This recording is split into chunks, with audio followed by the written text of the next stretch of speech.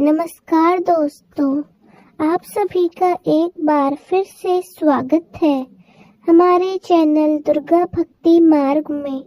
आज मैं आप सभी को सुनाऊंगी 10वीं महाविद्या माँ कमला देवी की कथा। माँ कमला देवी भाग्य, सम्मान और सौभाग्य की देवी है। माँ कमला देवी को भगवान श्री हरि की शक्ति और माँ लक्ष्मी जी का स्वरूप भी माना जाता है। आदि शक्ति के 10 अवतारों में 10वां अवतार माँ कमला देवी का है। आज के दिन माँ कमला देवी की विशेष पूजा अर्चना करने से धन, कौशल, ऐश्वर्य और विद्या का आशीर्वाद प्राप्त होता है। साथ ही माँ की पूजा करने से गर्भवती महिलाओं के गर्भ की भी रक्षा होती है। इसलिए खास तौर पर सभी गर्भवती महिलाओं को आज के दिन माँ कमला देवी की पूजा करके व्रत की कथा अवश्य ही पढ़नी चाहिए या सुननी चाहिए।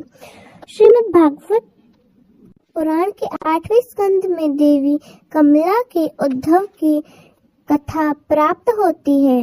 देवी कमला का प्रादुर्भाव समुद्र मंथन से हुआ था। एक बार देवताओं ने मिलकर समुद्र मंथन किया, जिसमें अमृत प्राप्त करना ही उनका मुख्य उद्देश्य था। दुर्वासा मुनि के श्राप के कारण सभी देवता लक्ष्मी या श्रीहीन हो गए। यहाँ तक कि भगवान विष्णु को भी लक्ष्मी जी ने त्याग दिया था। पुनः श्री संपन्न होने के लिए और नाना प्रकार के रत्न को प्राप्त कर समृद्धि हेतु देवताओं और दैत्य ने समुद्र मंथन किया। समुद्र मंथन से कुल 14 रत्न प्राप्त हुए। 14 रत्न में धनराज, सुख और समृद्धि की देवी कमला देवी तथा निर्धन की देवी नृत्य और लक्ष्मी नामक 2 बहनें थी, जिसमें से देवी कमला भगवान विष्णु को प्राप्त हुई और नृत्य दूसरा नामक ऋषि को देवी विष्णु से विवाह के पक्षी कमला देवी के नाम से विख्यात हुई। इसके बाद कमला देवी ने विशेष स्थान प्राप्त करने हेतु विद्या की कठोर साधना की। उनकी आराधना से संतुष्ट होकर देवी त्रिपुरा ने उन्हें भी उपाधि प्रदान की और महाविद्याओं में श्रेष्ठ स्थान दिया।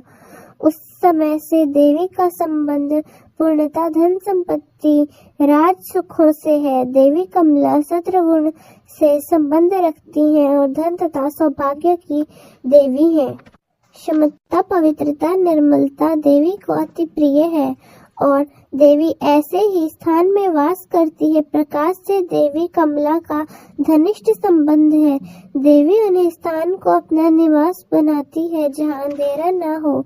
इसके विपरीत देवी की बहन लक्ष्मी ज्येष्ठ नीति जो निर्धनता, दुर्भाग्य से संबंधित है, अंधेरे और अपवित्र स्थान को ही अपना निवास स्थान बनाती है।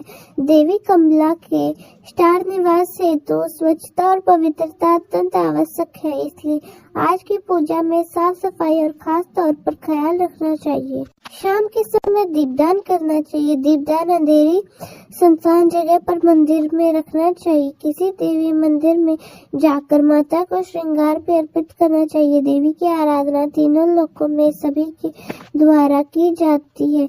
दान, वृता, देवता और सभी मनुष्य देवी की कृपा सभी पर बनी रहती है, क्योंकि सुख और समृद्धि तो सभी प्राप्त करना चाहते हैं। देवी आदिकाल से ही त्रिभुवन के समस्त प्राणियों द्वारा की कृपा के बिना निर्धनता, दुर्भाग्य, रोगग्रस्त, गलत आदि इन 3 सबसे जातक श्रद्धा घिरा रहता है। परिमाण स्वरूप जातक रोगग्रस्त, अद्वितीय, धनहीन, निराश और उदास रहता है। माँ कमला ही समस्त प्रकार के सुख, समृद्धि, वैभव इत्यादि सभी प्राणियों, देवताओं, व्यक्तियों को प्रदान करती है। यह देवी अनंत समृद्ध धन, यश, प्रतिष्ठा, शासन, शक्तियों की स्वामिनी होने के कारण आदिकाल से ही राजगणों और अन्य स्वमृत वैद्यों या व्यक्तियों के द्वारा पूजित और आराधना होने के कारण श्री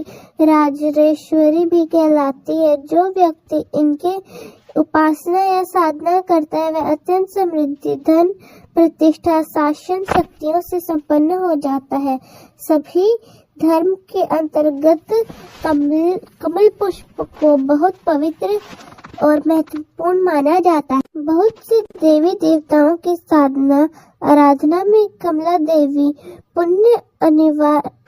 कमल का पुष्प अनिवार्य होता है, इसलिए सभी देवता देवियों पर कमल पुष्प समर्पित किया जाता है। आज के दिन मां कमला को कमल का पुष्प अर्पित करने से सभी प्रकार की मनोकामनाएं पूर्ण हो जाती हैं।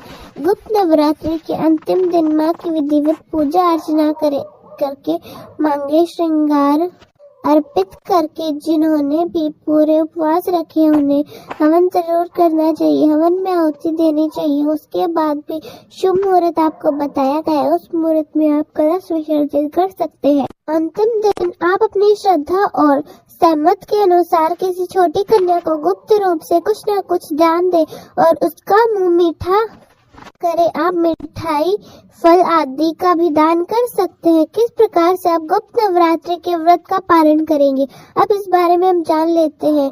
आपने यदि अष्टमी या नवमी तिथि के दिन कन्या पूजन किया है तो आप उस दिन भी आपको विधिवत विधान से सभी देवी देवताओं का एक बार स्मरण करना चाहिए। सभी नवदुर्गा का ध्यान करना चाहिए। पूजा में उपवास में हुई गलतियों के लिए क्षमा याचना करनी चाहिए ताकि आपकी पूजा में, आपके व्रत में किसी प्रकार का कोई दोष ना लगे।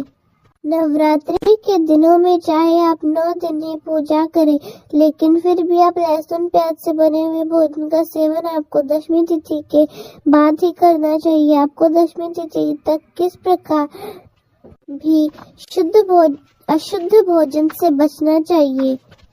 दशमी तिथि को आप व्रत का पालन करके शुद्ध स्वास्थ्य भोजन ग्रहण करें। उससे पहले आप गौ माता को खीर पूरी या हलवा पूरी जरूर खिलाएं और अंतिम दिन खीर पूरी के साथ ही चने का भोग, नारियल का भोग मां को लगाया जाता है। जिस प्रकार से आप बाकी प्रकट नवरात्रि में अंतिम दिन का पालन करते हैं, उसी प्रकार से आप पारण कर सकते हैं। अंतिम दिन पारण करने से पहले आकाश श्रृंगार करना चाहिए। मां को लाल चुनरी अर्पित करके उन्हें प्रसाद के रूप में अपने पास रख लेना चाहिए और श्रृंगार की सामग्री आप आसपास की देवी मंदिर में अर्पित करके आए।